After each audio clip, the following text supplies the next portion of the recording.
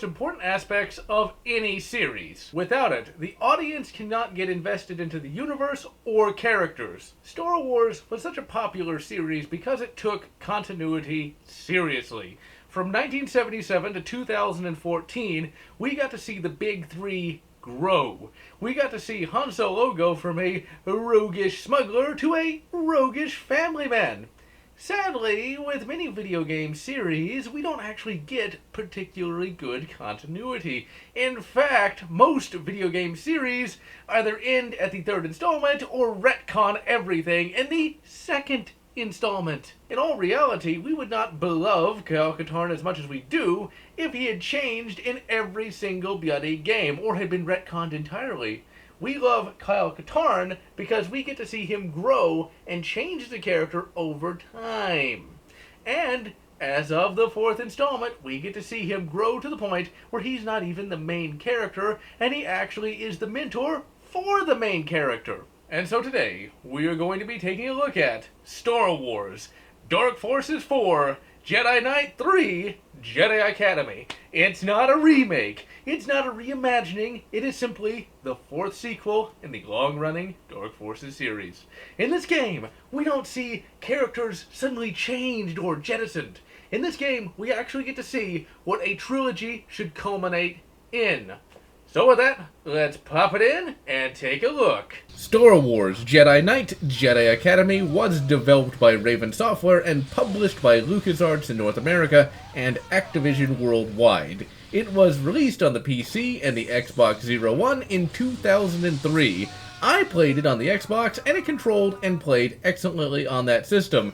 In 2005, when my Xbox One died, I rebought it on the PC, and that is the version we are going to be looking at today. As of Jedi Academy, Raven Software had decided to fully pursue the Saber combat, and that is the main draw of this game, and it has been improved to meet this greater focus. There are more moves, improved animations, and now we have combos, thus making this the greatest lightsaber simulator ever put to silicon. The first-person shooter aspects are still there, and there is one level where you lose your lightsaber, and you have to go Sly Marbo on some Imperial asses. As mentioned, you do not actually play as Kyle Katarn. Instead, Raven Software decided to allow the player to create a new character named Jaden Core instead of simply depowering Kyle Katarn yet again. When you start up the game, you are brought to a character creation screen where you have a wide variety of options. You can, of course, just be a generic human, which is canonically what Jaden Core is, or you can choose from a wide variety of foul Xenos species. And like in Raven Software's earlier game, Star Trek Voyager Elite Force, choose to be either male or female, and Jaden will be voiced no matter what you choose, and both male and female voice actors turn in a great performance. Female Jaden has slightly better voice work simply because female Jaden is voiced by Jennifer Femshep Bastila Hale. For the purposes of this review, I will be playing through the game as a mashup of Ensign Moreau / Han Solo. After creating your character, you then select your own lightsaber, hilt, and color. The levels have been simplified from Jedi Outcast, but it was for a good reason. Let's be honest, ladies and gentlemen, first-person shooters have not changed altogether that much over the passing years. In fact, today they are as simple as they have ever been. As of 2003, pretty much what we had seen up to that point was just a linear series of levels. Well, in 2003, Raven Software not only had a decade of experience, but they also had the freedom to experiment, and thus they decided to try something new. Instead of a linear series of levels, you, the player, get to choose what levels you want to play and what order you want to play them in. There are, of course, main story levels that one must play through to advance the plot, but the Crate Dragon share of the game is you choosing what missions you want to go on and what order you want to go on them in. This, in 2003, was an unprecedented level of freedom that still has not been equaled today. Since the levels had to be designed to be both numerous and distinct, many of the levels are fairly simple when compared to previous Raven Software levels. No more do you have to shoot a box behind a pane of glass to extend a bridge to a door that's still locked. And most levels in Jedi Academy will be fairly simple fare for the experienced Raven Software player. The Force has been changed as well and returns to the earlier Jedi Knight style of power progression. Every time you finish a level, you can allot Force points. Your core Force powers, however, will auto-level up like in Jedi Knight 2. Thankfully, unlike in Jedi Knight 1, if you allot all your points to dark side powers, the fun powers, you will not automatically trigger the dark side ending. Rather, Luke and Kyle will be like, "Hey, I sense the dark side in you, don't be evil," to which Jaden should be like, "Screw you, old man, I can do what I want, and besides, why is it evil for me to force choke people off of ledges, but it is okay for me to force push them to their doom? Jedi teaching is so lame, man." One of the weaker aspects of Jedi Academy is the inclusion of vehicles. I had completely forgotten about the vehicles in the intervening years, and for good reason. They are pretty much crap on the PC version, at least. You would think that you can use the A and D keys to strafe the vehicle. Nope, you have to control it almost entirely with the mouse. And thus, the vehicles are rather hard to control and very finicky. But they're not unplayable, and they're still fairly fun despite the bad PC controls. And besides, what other game lets you cav charge cretins with a lightsaber? Graphically, the game has aged gracefully, and the animations are thankfully not nearly as stiff as Jedi Knight 2's. The mouth movements, however, still leave many things to be desired. For 2003, it looked okay, but the lips kind of move on their own, and it just looks weird. Like with Jedi Knight 2, all you gotta do to get 1080p screen resolution is to change a few values in the INI file. Check the PC Gaming Wiki for more info. Voice acting for Jedi Academy is on par with a Star Wars animated series. It's not nearly as cinematic as Jedi Knight 1's, but still gets the job done, and this time Kyle Katarn keeps the same voice actor between games. As for the music, well, by this point you can probably get the idea that the music is still excellent, but I can't play any of it. Like with Jedi Knight 2, I did indeed partake in this game's multiplayer. This game's multiplayer was, in a word, transcendent. It took what worked in Jedi Knight 2 and simply added more maps, character models, and tweaked a few things here and there and added 2 new game modes, Duel and Power Duel, wherein you guessed it, you duel. To this day, people still play it through programs like Game Ranger, and it still stands tall as the best multiplayer lightsaber dueling experience. And now, ladies and gentlemen, let's take a look at the story. The story for Jedi Academy is set up like a season of a Star Wars TV show.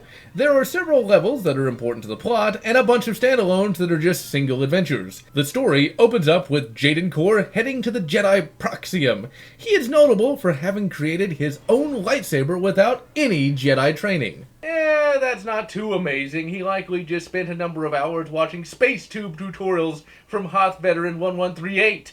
On the Academy transport, you get accosted by Rosh Pinnin. He's a little wiener that makes Milhouse Van Houten look like Conan the Cimmerian. Rosh Pinnin is voiced by Jason Marsden, and Jason puts in an absolutely excellent performance and makes Rosh extra annoying. The ship gets hit by a dark force beam and you crash into the Yevon 4 jungle.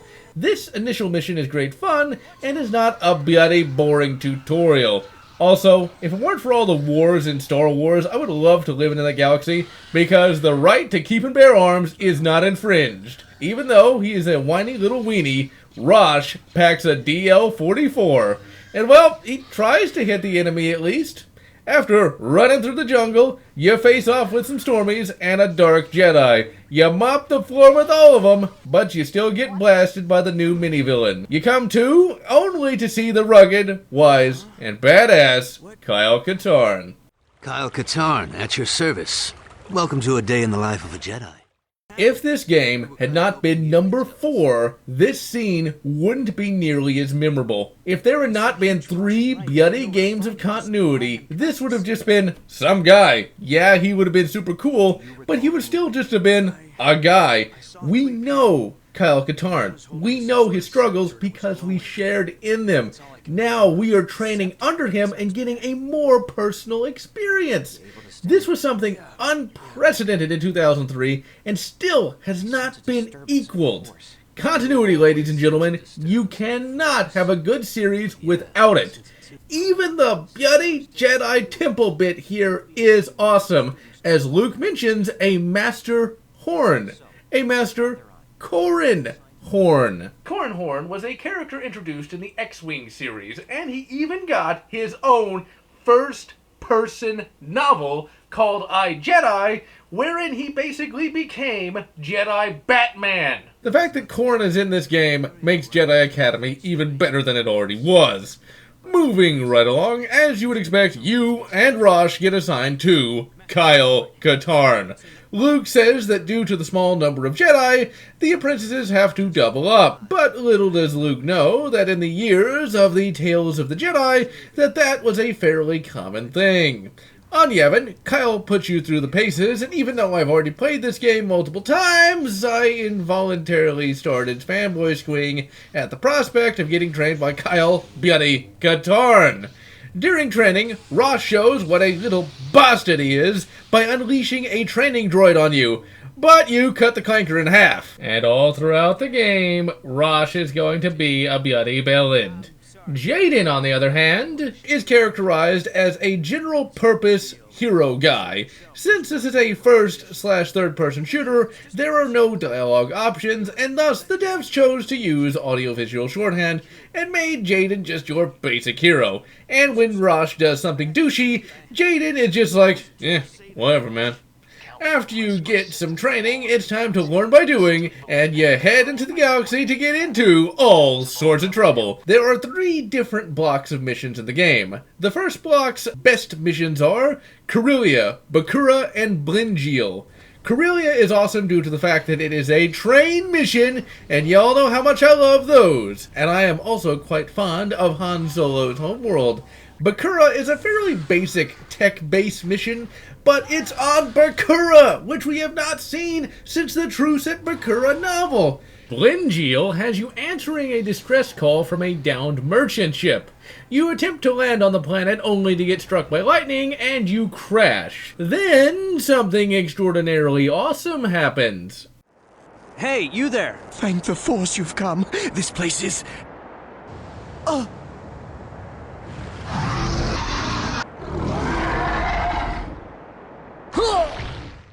Ooh, goddamned underground monsters. Where's Space Burt Gummer with his conch rifle when you need him? The worms on this level are the likes of which not even God has seen. This level right here encapsulates why Jedi Academy is so excellent. There's no slashing, there's no shooting, and there's no force lightning. Instead, you can't attack the graboids at all. They're completely and totally invulnerable. Instead, you have to dodge their attacks while collecting parts for your crash shuttle. This is a level that will stick with you for years, because it comes completely out of nowhere and is really, really bloody fun, especially since it's done so differently from all the other levels in the game. The other 2 missions from the first block are fun enough, but are kind of dull. You go to Tatooine, and while you do get to meet an anorexic Chewbacca...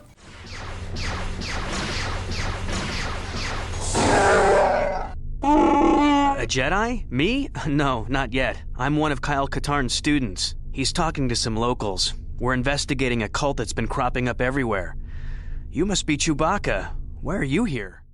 Yeah, the IdTech 3 engine was not kind to old Chuck. The missions are just basic shootouts. They're fun shootouts, but they're not nearly as entertaining as the train level and the worm avoidance level. The overarching plot is to figure out who and what the Disciples of Ragnos are, and just what their fiendish plot is. After completing the final mission, you get recalled to the Proxium. Luke has learned that the Disciples of Ragnos have been siphoning away Force energy. He orders you to go to the ice planet Hoth to stop any Disciples of Ragnos from siphoning away the Force energy that apparently Obi-Wan Kenobi left behind when he showed up for 5 minutes. The Hoth mission is well designed, and you get to ride a Tauntaun, meaning, yes, you can cavalry charge some snowtroopers and even gore some Stormies as well. The Wampa shows up, and you get to reenact Empire Strikes Back by cutting him down to size. The Echo Base battlefield feels suitably big and is one of the best recreations of it in gaming. Eventually, you find your way into Echo Base by way of a tunnel hidden inside a blown-up AT-AT. Oh, how I love Raven Software. Inside Echo Base, you find your waifu, Allura. Ah, you must be the saber-wielding troublemaker who neutralized our perimeter guard. Dreamweaver. You non-sexually beat her ass, and then she beats a hasty retreat. You will face Allura several times throughout the game. After your first date with Allura, you head back to Gavin and find out that, oh no, Rosh is gone missing! Yay! How terrible! Kyle heads out to try and find him, and then you get another block of missions. My favorite here is the Coruscant mission. It is more or less Nar Shaddaa Jr. and has some great platforming all around. Then you have a mission where you team up with General Wedge Antilles to take over a Tabana gas facility. It is here that you meet the Jet Trooper. He is a canny foe that is rather hard to take down. There is a mission in Block 2 that is a pure first-person shooter mission where an Imperial captures you and takes your lightsaber and you have to shoot your way out. And this level really demonstrates that Raven still knows how to make a great FPS level. One thing here that is kinda dumb is the fact that General Fat here lets you out so you can provide him with some sport. AKA, you mow down Stormies by the bushel. And that idiocy right there is why the imps always lose or have half their force defect to the rebels. This level also allows you to hop at an AT-ST and blow oh so much crap up. The final fight is fun and hilarious. You fight General Fat, and he has a conch rifle. Said rifle was absent in Jedi Knight 2, but was seen in Dark Forces 1 and Jedi Knight 1. And in this game, it is definitely a very powerful and very useful weapon. To take down General Fat, it's generally wise to use the Mir-San rocket launcher, and his gut must be made of Durasteel, because you have to blast him several times with that bloody rocket launcher to kill him. After you finish Block 2, you take a trip with Kyle to check out Bast Castle, aka Darth Vader's Gloom Fortress, where it is said that he went through 3 Linkin Park tapes a day. This is where the level design really gets good, and we get introduced to another trooper type, the Sumo Trooper. This fat bastard has a conch rifle and can kill you quite quickly, hence why it is for the best that you simply yell, "Kyle, help! The Imperials are being mean to me!" and let Kyle deal with that bloody bastard. Throughout the Bast Castle mission, Kyle is the close combat monster that we know and love, and he protects you throughout it.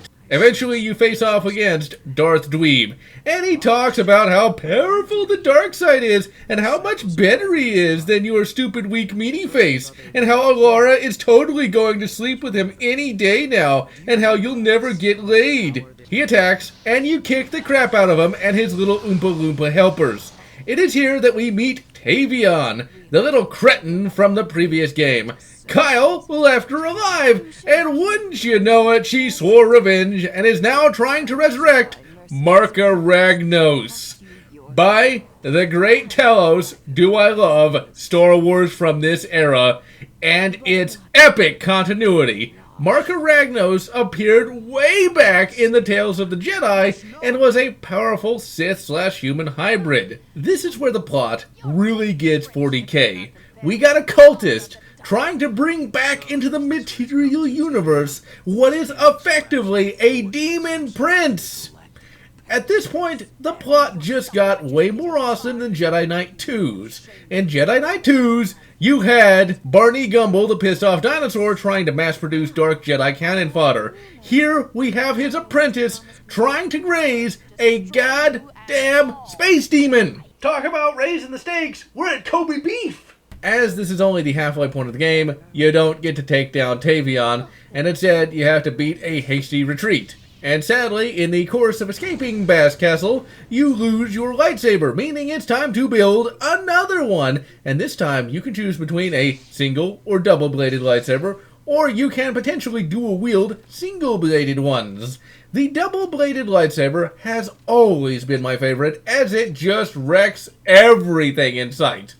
In addition to building your new and improved lightsaber, you also get promoted to Jedi Knight. Not only do you get a swank corner meditation chamber, but you also get a huge pay increase. And thus, you head out once again.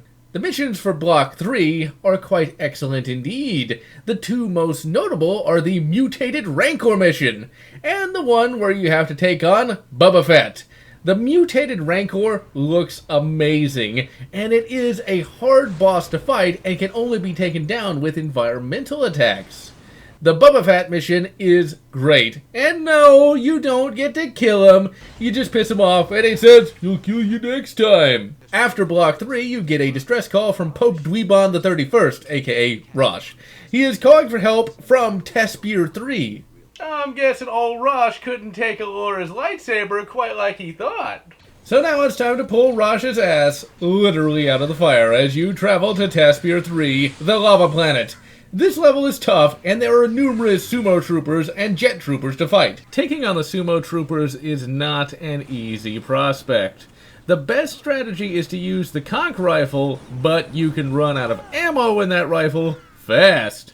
The second best weapon to use on them is the rocket launcher, but you can run out of ammo with that fast, and none of the other weapons, including the lightsaber, take them down quickly enough to be a viable strategy. So, if you find yourself surrounded by sumo troopers, run! The environment gets even more tricky to navigate, almost to the level of Jedi Knight 2's levels. You eventually reach the choice in the game. You have to choose whether or not to kill Rosh.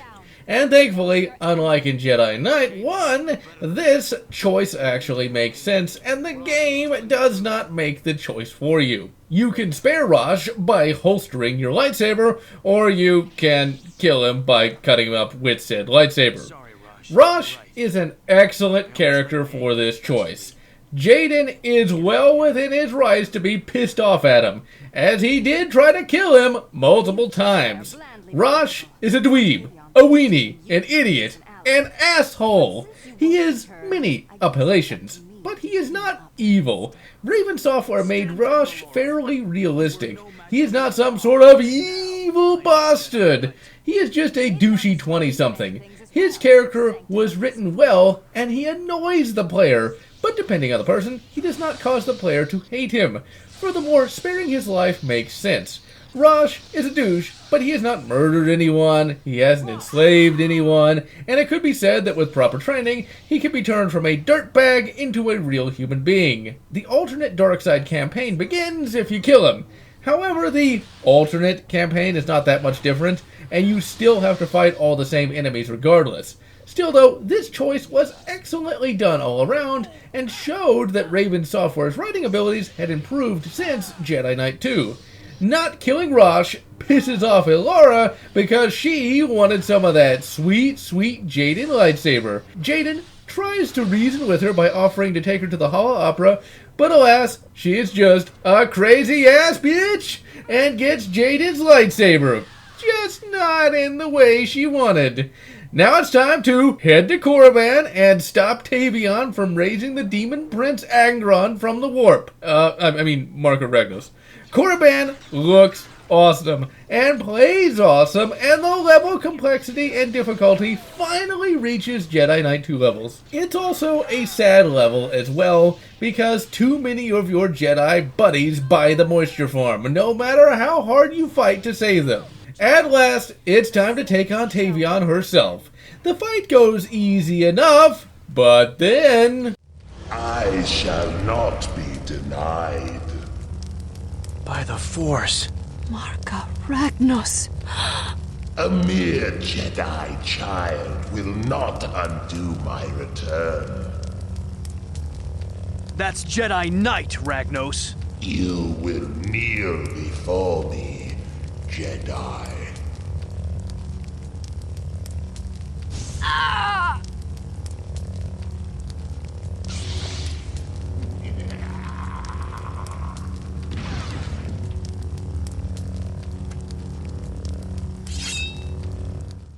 We're not worthy, Raven Software. We're not worthy. You fight the possessed body of Tavion. So, let's just keep in mind what came before. In Dark Forces 1, we fought Robo-Stormies. Dark Forces 2, a Dark Jedi. Dark Forces 3, Purple Dinosaur Man. Now, in the final game of the series, we face down the demon-possessed corpse of a Dark Jedi. This is how progression is supposed to be. This fight is tough, as old Mark here has a bunch of different attacks, and he can kill you very, very quickly. But if you're quick with the quick save key, you can indeed prevail. If you decided to be a bastard and bifurcate Rosh, the dark side ending gives you one more boss fight. You have to face down Kyle Katarn, and he generally kicks the crap out of you. And you can't even kill him in the final boss battle, simply because he is much too awesome, and all you do is just run away like a little coward.